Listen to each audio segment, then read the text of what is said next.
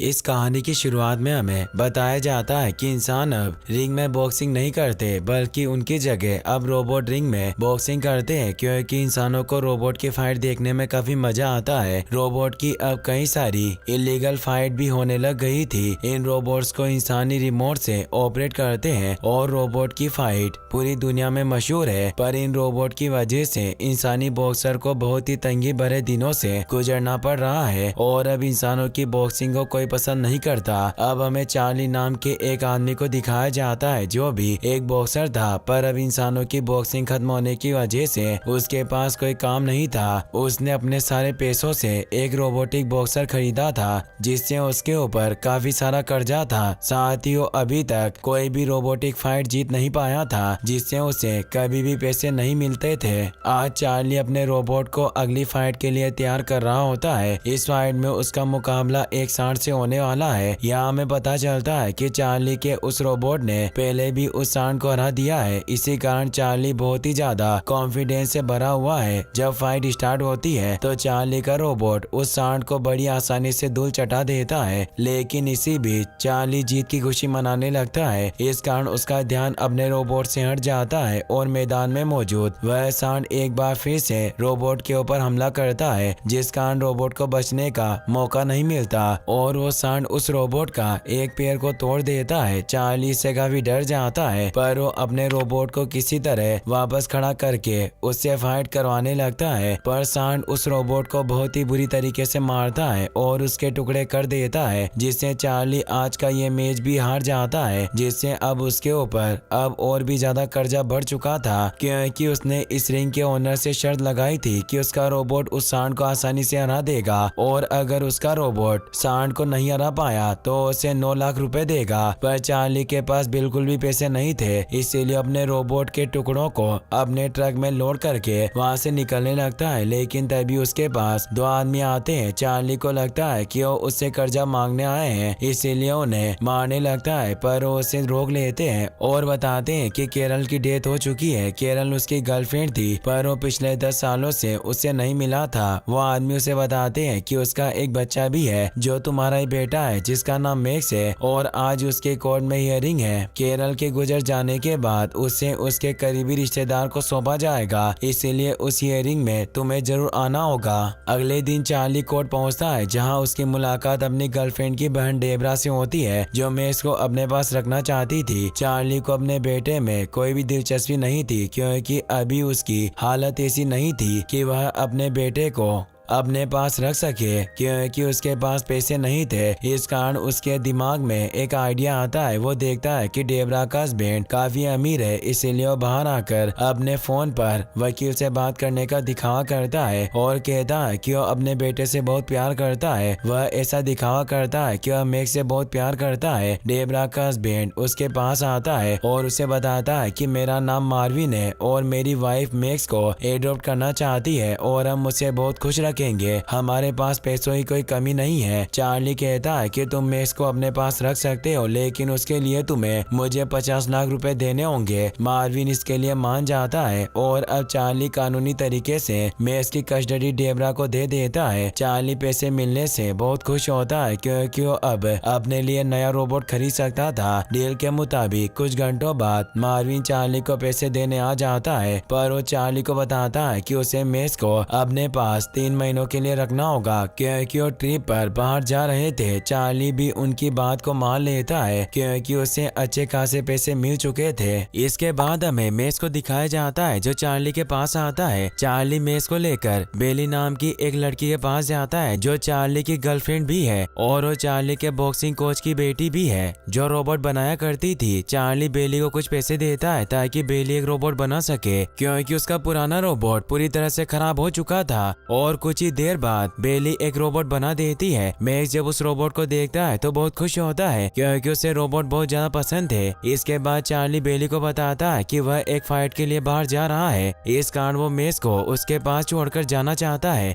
बेली भी उसे हाँ कर देती है, लेकिन मैक्स चार्ली के साथ उस फाइट को देखने जाना चाहता था, क्योंकि उसे रोबोट फाइट देखना बहुत पसंद था। इस कारण वह उसके साथ जाने के लिए जिद करने लगता है, लेकिन चार्ली उसे मना कर देता है और अपनी गाड़ी के पास आकर खड़ा खड़ा हो जाता है, लेकिन उसे पता चलता है कि मैक्स ने गाड़ी की चाबी पहले ही निकाल ली और वह उसे धमकी देता है कि अगर वह उसे अपने साथ नहीं ले गया तो वह चाबी नाले में फेंक देगा। इस कारण चार्ली को उसकी बात को मानना पड़ता है और वह उसे अपने साथ फाइट देखने के लिए ले जाता है। इसके बाद चार्ली और मैक्स उस जगह पहुंच जाते हैं जहां पर फाइट हुआ करती थी। यहाँ हम चार्ली के उस नए रोबोट के देखते हैं जो फाइट के लिए रिंग में उतर चुका है, जहाँ वह अपने सामने वाले रोबोट से डटकर मुकाबला करता है और अच्छा परफॉर्मेंस देता है। लेकिन थोड़ी देर बाद सामने वाला रोबोट उसे एक जोरदार पंच मारता है, जिस कारण उसका एक हाथ टूटकर बिखर जाता है और इस तरह से चार्ली व मैक्स भी हार जाता है, जिसके बाद चार्ली को बहुत दुख होता है। इसके बाद चार्ली और मैक्स बाहर आते हैं, जहाँ चार्ली मैक्स को बताता है कि हमें किसी भी तरह से इस रोबोट को फिर से ठीक करना होगा। इसके लिए हमें कुछ पार्ट्स ढूंढने के लिए जंकयार्ड जाना होगा। इसके बाद वह दोनों उस जंकयार्ड में जाते हैं जहाँ पर बहुत सारे रोबोट के पार्ट्स पड़े हुए थे, क्योंकि चार्ली को अपने रोबोट के लिए एक हाथ चाहिए था। इस कारण वह वहाँ पर हाथ ढूंढने लगते हैं। इस दौरान जब मैक्स एक जगह पर खड़ा हुआ था तो वहाँ की धरती धंस जाती है, जिस कारण मैक्स नीचे जाने लगता है, लेकिन तभी उसे एक रोबोटिक हाथ नीचे गिरने से रोक लेता है और तभी वहाँ पर चार्ली आ जाता है जो मैक्स को बचा लेता है। मैक्स देखता है कि वो रोबोट बहुत ही पुराना रोबोट है। जब चार्ली उसके पास आता है तो मैक्स उसे बताता है कि हमें इस रोबोट को अपने साथ लेकर जाना चाहिए, लेकिन चार्ली उसे मना कर देता है क्योंकि वह रोबोट बहुत पुराना था। लेकिन मैक्स उस रोबोट को अपने साथ ले जाना चाहता था। इस कारण वो उस रोबोट को भरी बरसात में मिट्टी में दबे होने के बावजूद बाहर निकाल लेता है। इसके बाद वह लोग उसे बेली के पास लेकर जाते हैं, जहाँ पर मैक्स को पता चलता है कि उस रोबोट का नाम एटम है। इसके बाद बेली एटम रोबोट के ऊपर कुछ काम करती है। इसके बाद वह एक्टिवेट हो जाता है। वहाँ उन लोगों को पता चलता है कि वह रोबोट अभी भी पूरी तरह से ठीक है और उसमें मौजूद सारे सेंसर अभी भी काम कर रहे हैं। यह देखकर मैक्स चार्ली से कहता है कि हमें इस रोबोट को फाइट के लिए तैयार करना चाहिए, क्योंकि यह बहुत पुराना रोबोट है जो बहुत मजबूत है। लेकिन चार्ली उसे यह सब करने से साफ मना कर देता है, लेकिन अब उसके पास कोई चारा नहीं था क्योंकि उसका पुराना रोबोट पूरी तरह से ठीक नहीं था। इस कारण वह अपने बेटे मैक्स को कहता है कि वह लोग एटम को फाइट में ले जाएंगे। यहाँ में एटम को दिखाया जाता है जो एक बहुत ही इंटेलिजेंट रोबोट है, जिसमें लोगों की नकल करने की भी क्षमता है, जो हर एक बात को याद रख सकता है। इसके बाद हमें चार्ली और मैक्स को दिखाया जाता है। चार्ली अपने एक दोस्त से मिलने के लिए वर्ल्ड चैंपियनशिप होने वाली जगह पर पहुंचता है, जहां मैक्स एक बहुत बड़े रोबोट को देखता है जो वर्ल्ड चैंपियन है, जिसे आज तक कोई हरा नहीं पाया, जिसका नाम जूस है। मैक्स उस रोबोट को देखकर बहुत ज्यादा प्रभावित होता है। अगले दिन मैक्स और चार्ली एटम को लेकर एक फाइट के लिए निकल जाते हैं, जहां उसका सामना एक रोबोट से होने वाला था। मैच स्टार्ट होता है और एटम को मैक्स ही कंट्रोल कर रहा था और पहले राउंड में सामने वाला रोबोट एटम को बुरी तरह से पीटने लगता है। किसी तरह से एटम उस सामने वाले फाइटर रोबोट से बचते हुए पहला राउंड खत्म करता है। अगले राउंड शुरू होने से पहले चार्ली अपने बेटे मैक्स को समझाता है कि उन्हें अब यह फाइट कंटिन्यू नहीं करनी चाहिए, नहीं तो वह बहुत सारा पैसा हार सकते हैं। लेकिन मैक्स को एटम के ऊपर बहुत भरोसा था। इस कारण अब दूसरा राउंड स्टार्ट होता है और कुछ ही देर बाद एटम सामने वाले उस रोबोट को एक जोरदार पंच मारता है, जिस कारण सामने वाला रोबोट वहीं पर धराशायी हो जाता है। यह देखकर चार्ली बहुत खुश होता है और उसे विश्वास हो जाता है कि एटम बहुत ही ताकतवर रोबोट है जो हर तरह की फाइट लड़ सकता है। मैक्स भी अपने रोबोट एटम को देखकर बहुत खुश था। वह दोनों एटम को लेकर वहां से जाने लगते हैं। रास्ते में उन्हें कई ऑर्गेनाइजर और भी कई फाइट के लिए इनवाइट करते हैं, क्योंकि उन्होंने एटम की फाइट देखकर उन्हें इनवाइट किया था। इसके बाद मैक्स और चार्ली को एटम के ऊपर पूरा भरोसा हो चुका था। इस कारण वह उसे और अच्छे से ट्रेन करने लगते हैं। इस दौरान मैक्स एटम को डांस भी सिखाता है, क्योंकि एटम इंसानों की नकल अच्छे से कर सकता था। एटम बोल नहीं सकता था, इस कारण वह उसमें साउंड सेंसर लगाते हैं। इधर चार्ली भी उसे बॉक्सिंग के नए नए स्किल सिखा रहा होता है। इसके बाद उसे अगली फाइट में लेकर जाया जाता है, जहाँ एटम एक बार फिर से अपने सामने वाले रोबोट को बुरी तरह से हरा देता है। और इसी फाइट के बाद एटम बहुत सारी फाइट लड़ता है और सभी फाइट जीता है, जिस कारण एटम अब पूरे दुनिया में फेमस हो चुका था। इस कारण मैक्स और चार्ली को जूस रोबोट के मालिक अपने पास बुलाते हैं ताकि वह उन दोनों से एटम को खरीद सके। चार्ली इस डील के लिए हाँ कर देता है, क्योंकि उसे इससे अच्छी डील नहीं मिल सकती थी और उसे पैसों की बहुत ज्यादा तंगी थी। लेकिन वहीं बैठा हुआ मैक्स इस बात से सहमत नहीं होता, क्योंकि वह जानता था कि एटम में कितना दम है, वह जूस जैसे बड़े रोबोट को भी हरा सकता है। इस कारण वह उस डील के लिए बिल्कुल मना कर देता है। इसके बाद एटम की अगली फाइट होती होती है ट्विन फेस नाम के एक रोबोट फाइटर से जो बहुत ही ज्यादा खतरनाक था। जैसे पहला राउंड स्टार्ट होता है ट्विन फेस एटम के ऊपर बहुत ज्यादा भारी पड़ता है क्योंकि उसके दो चेहरे थे। वह हर तरफ से एटम के हर एक वार को रोक रहा था, लेकिन थोड़ी देर लड़ने के बाद एटम समझ जाता है कि वो ट्विन फेस को किस तरह से हरा सकता है वह, और थोड़ी देर बाद वह ट्विन फेस को भी बुरी तरह से हरा देता है। इस जीत के बाद एटम अब बहुत ही फेमस हो चुका था। वहाँ बैठी हुई ऑडियंस भी उससे बहुत ज्यादा खुश थी। तभी मैक्स बॉक्सिंग रिंग में आता है जहाँ वह जूस के मालिकों को एक खुला चैलेंज देता है और कहता है कि अगर वह अपने रोबोट जूस को बहुत ही बड़ा रोबोट समझते हैं तो उन्हें हमारे रोबोट एटम से लड़ाई करनी होगी, तभी वह सबसे महान रोबोट फाइटर माना जाएगा। मैक्स इस दौरान वहाँ बैठी ऑडियंस को यह भी बताता है कि जूस के मालिकों ने एटम को खरीदने के लिए उन्हें ऑफर किया था। यह फाइट जीतने के बाद चार्ली और मैक्स बहुत ज्यादा खुश थे क्योंकि इस फाइट से जीता हुआ बहुत पैसा उन्हें मिल चुका था। लेकिन जब वह लोग घर जा रहे होते हैं तभी रास्ते में चार्ली के कुछ पुराने दोस्त मिल जाते हैं जिनसे चार्ली ने बहुत सारा कर्जा लिया था, जो चार्ली से अपने पैसे मांगते हैं, लेकिन चार्ली उन्हें पैसे नहीं देना चाहता था। इस कारण वह लोग चार्ली को मारकर सारे पैसे छीनकर वहां से चले जाते हैं। चार्ली की हालत को देखकर उसका बेटा मैक्स बहुत ज्यादा दुखी था।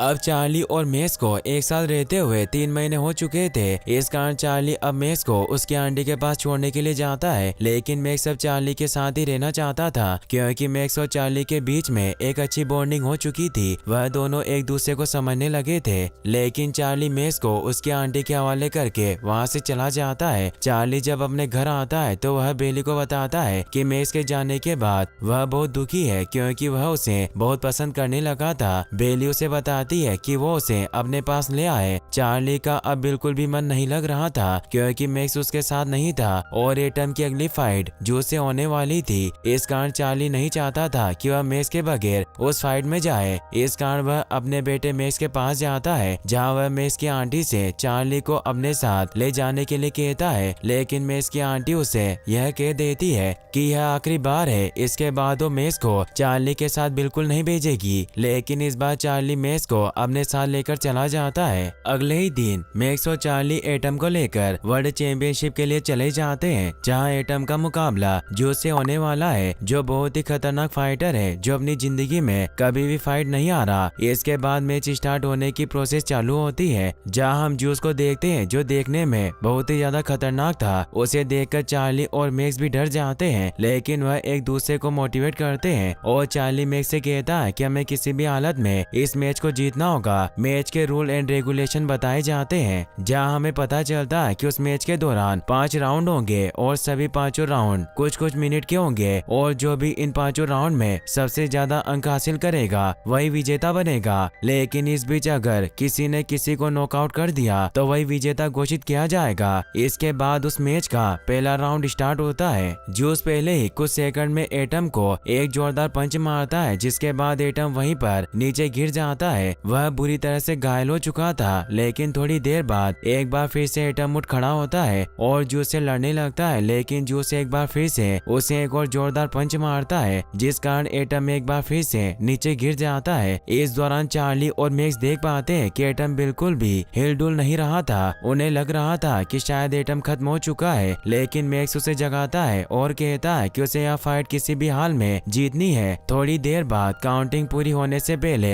एटम एक बार फिर से उड़ता है और जूस से लड़ने लगता है, लेकिन इस दौरान जूस उस पर बुरी तरह से भारी पड़ रहा था। एटम जूस के ऊपर एक जोरदार अटैक करता है और उसे जोरदार पंच मारता है। वहाँ मौजूद सारी ऑडियंस यह देखकर हैरान थी क्योंकि जूस को इतना जोरदार पंच कभी भी किसी फाइटर ने नहीं मारा था। एटम का वो पंच खाने के बाद जूस को बहुत गुस्सा आता है। वह एटम के ऊपर टूट पड़ता है, लेकिन एटम जवाब में उसे कोई भी हमला नहीं कर पाता। वह सिर्फ बचाव कर रहा होता है। किसी तरह एटम उस पहले राउंड को क्लियर कर लेता है। चार्ली और मैक्स एटम के पास आते हैं जहाँ पर वह देखते हैं कि एटम की हालत बुरी तरह से खराब हो चुकी है, लेकिन किसी तरह से वो उसे दूसरे राउंड के लिए तैयार करते हैं। दूसरा राउंड भी इसी तरह से होता है जहाँ जूस एटम के ऊपर भारी पड़ता है, लेकिन इस दौरान जूस के ऊपर एटम अटैक करता है, लेकिन उसके ऊपर इसका कोई फर्क नहीं पड़ता क्योंकि वह बहुत ही ज्यादा ताकतवर फाइटर था। इस तरह से दूसरा राउंड भी खत्म हो जाता है और इसी तरह से तीसरा राउंड भी गुजरता है जहाँ जूस एटम पर भारी पड़ रहा है। और अब आता है चौथा राउंड जहाँ पर जूस अब उस मैच को खत्म करना चाहता चाहता था। इस कारण वो एटम के ऊपर जोरदार वार करता है और उसे कॉर्नर में ले जाकर बार बार पंच मारता है, जिस कारण एटम की हालत बिगड़ने लगती है और उसके बॉडी पार्ट्स पूरी तरह से टूटने लगते हैं और उसमें से धुआं निकलने लगता है। लेकिन इससे पहले कि एटम उस मैच को हार जाता,